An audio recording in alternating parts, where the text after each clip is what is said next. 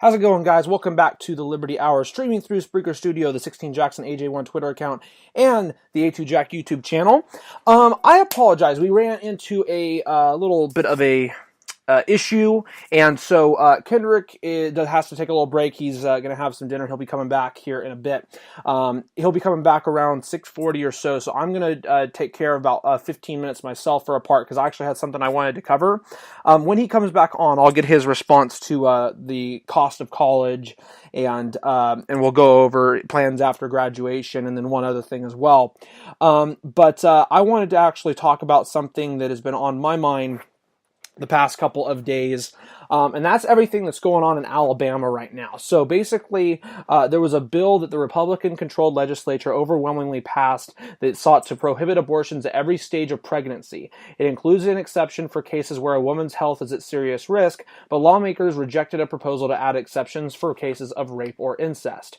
Women who have abortions will not be prosecuted under the measure, but if the courts allow the law to stand, doctors could be charged with a felony and face up to 99 years in prison for performing the procedure. So basically what they're doing is they're charging people more for committing for doing an abortion procedure than for a person if they actually did rape the person. Absolutely insane and absolutely crazy. And what's even more crazy is there's actually something else that's gone on since then in Missouri. So Missouri's House just voted to ban abortions after 8 weeks. Both Missouri's House and Senate voted to pass a restrictive abortion bill prohibiting abortions after 8 weeks of pregnancy. Now leaders of both chambers must sign paperwork and get the bill certified before sending it to the governor's desk, a spokesperson for GOP Governor Mike Parsons said. Parson, who has voiced support for the bill, has until July 14th to sign it. However, he is expected to sign the bill within a week. So, here's the thing. This is absolutely ridiculous and crazy, okay? This is complete hammer on women's rights. This is a complete disgrace. And this is my thing when it comes to abortion, is it should completely be allowed. It should completely be the mother's choice.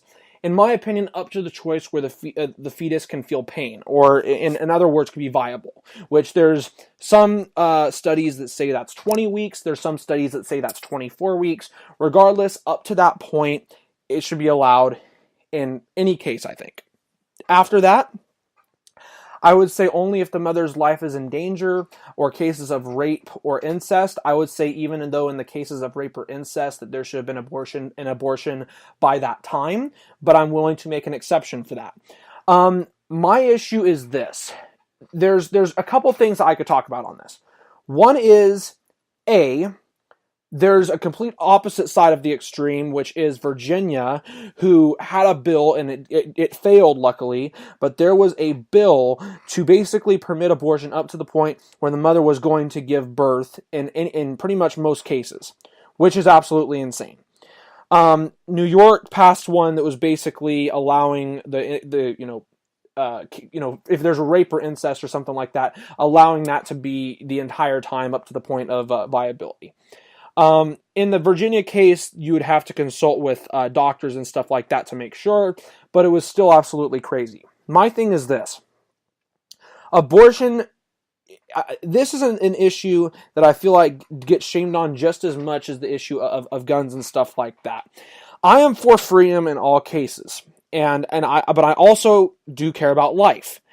And I think I don't view of a person as life until they have a full nervous system developed and they're capable of feeling pain.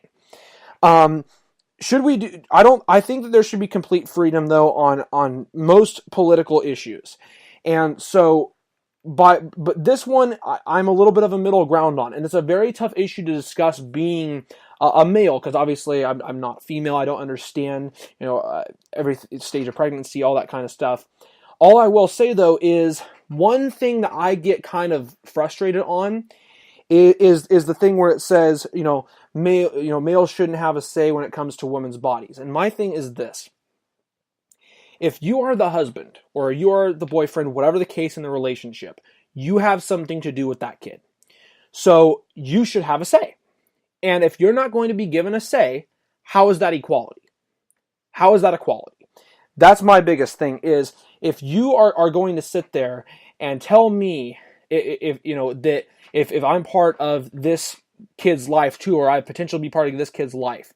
And because of a case that doesn't have to do with rape, incest, the life in danger, something wrong with the fetus, whatever, and it's after a certain amount of time and there's a discussion that is had about finances and all that kind of stuff, then yes, we should have both sides have a say on that.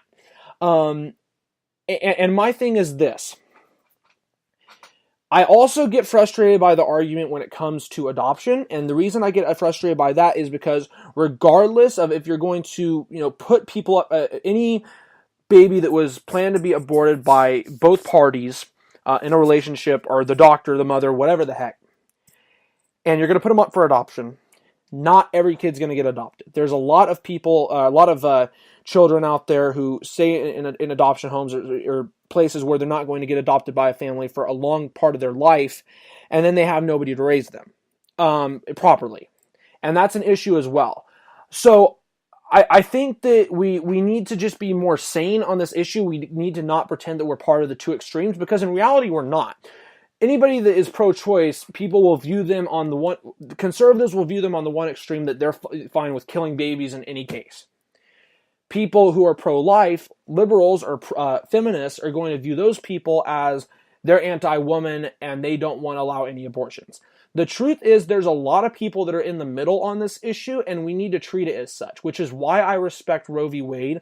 And the whole point of these bills that were passed in Missouri and Alabama is to get this to the Supreme Court, because it's going to create so much frustration for the woman in these states that it's going to go to the Supreme Court, which has a majority of conservatives that are justices on it.